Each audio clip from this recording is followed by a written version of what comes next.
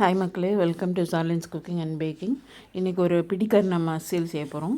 ஒரு 3 பிடிக்கரணியை எடுத்து குக்கரில் போட்டு ஒரு 3 விசிலுக்கு குக் பண்ணி தோடு உரித்து எடுத்து வச்சுருக்கேன்.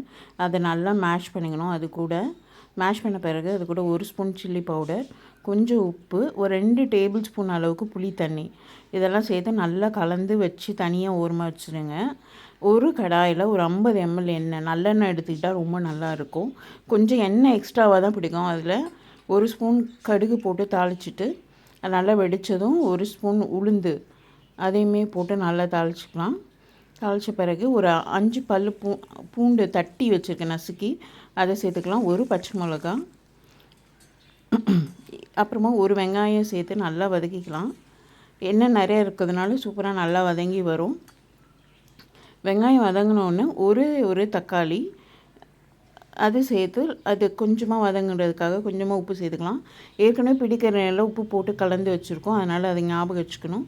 இப்போ நம்ம இந்த மிக்ஸ் பண்ணி வச்சு அந்த கருணக்கிழங்கு அது எல்லாத்தையும் சேர்த்துக்கலாம்.